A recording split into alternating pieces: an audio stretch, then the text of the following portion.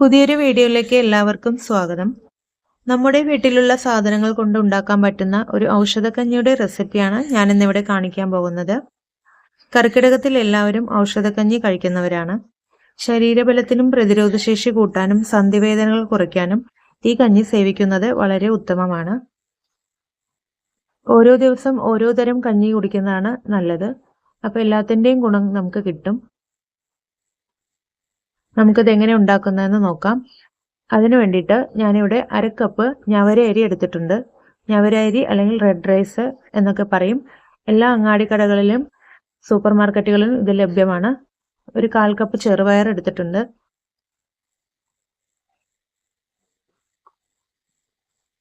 ഒരു ടീസ്പൂൺ ഉലുവ ചേർക്കാം. ശേഷം ഇത് നല്ലപോലെ വാഷ് ചെയ്തെടുക്കാം. ഇതിലേക്ക് ആവശ്യത്തിന് വെള്ളം ഒഴിച്ച് നമുക്ക് 8 മണിക്കൂർ കുതിർക്കാൻ വെക്കാം. ഞവരരിക്ക് നല്ല വേവുള്ളത് കൊണ്ടാണ് നമ്മളിത് കുതിർത്തെടുക്കുന്നത്.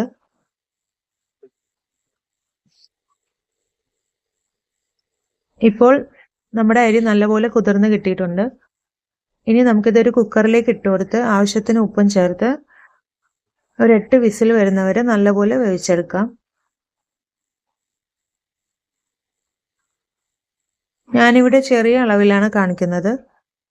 കൂടുതൽ ആവശ്യമുള്ളവർക്ക് 1 കപ്പൊക്കെ എടുക്കാം. ഇപ്പോൾ 4 പേർക്ക് കഴിക്കാനുള്ള ഒരളവിലാണ് ഞാനിവിടെ കാണിക്കാൻ പോകുന്നത്. ഇതിനകം നമുക്കൊരു അരപ്പ് തയ്യാറാക്കണം.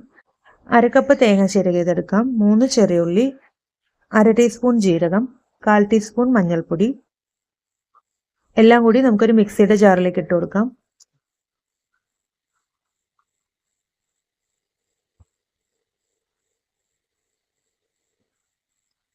ആവശ്യത്തിന് വെള്ളം ചേർത്ത് നല്ലപോലെ അരച്ചെടുക്കാം.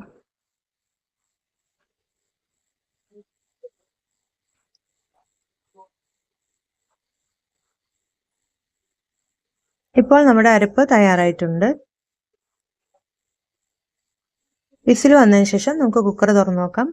ഇപ്പോൾ നമ്മുടെ കഞ്ഞി നല്ലപോലെ വെന്ത് കിട്ടിയിട്ടുണ്ട്. ഇതിലേക്ക് നമ്മൾ അരച്ചു വെച്ചിരിക്കുന്ന ആ പേസ്റ്റ് ചേർക്കാം.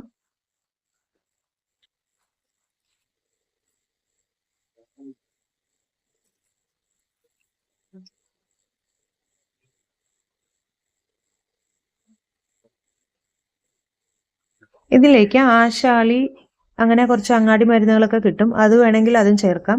ഞാനിപ്പോൾ അതൊന്നും ചേർക്കുന്നില്ല. ഞാൻ വീട്ടിലുള്ള സാധനങ്ങൾ കൊണ്ട് ചെറിയ രീതിയിൽ വളരെ സിമ്പിളായിട്ട് തയ്യാറാക്കാവുന്ന രീതിയിലാണ് ഞാനിന്ന് ചെയ്തിരിക്കുന്നത്. അരപ്പ് ചേർത്തതിന് ശേഷം നല്ലപോലെ മിക്സ് ചെയ്ത് കുറഞ്ഞ തീയിൽ ഒരു 5 മിനിറ്റ് വേവിച്ചെടുക്കാം. തേങ്ങയുടെ പച്ചമണമൊക്കെ ഒന്ന് മാറുന്നവരെ നന്നായിട്ടൊന്ന് കുക്ക് ചെയ്തെടുക്കാം. ഇപ്പോൾ നല്ലപോലെ കഞ്ഞി വെന്ത് കിട്ടിയിട്ടുണ്ട്. ഇതിലേക്ക് നമുക്കൊരു 1/4 ടീസ്പൂൺ കുരുമുളക് പൊടി കൂടി ചേർത്ത് കൊടുക്കാം. 1 ടീസ്പൂൺ നെയ്യ് ചേർക്കാം. ഇനി ഫ്ലെയിം ഓഫ് ചെയ്യാം.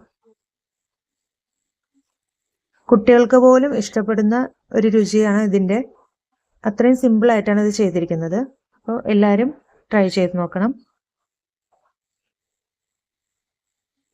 വീഡിയോ ഇഷ്ടപ്പെട്ടെങ്കിൽ ലൈക്ക് ചെയ്യണം. നിങ്ങളുടെ കമൻസ് അറിയിക്കണം. Thank you.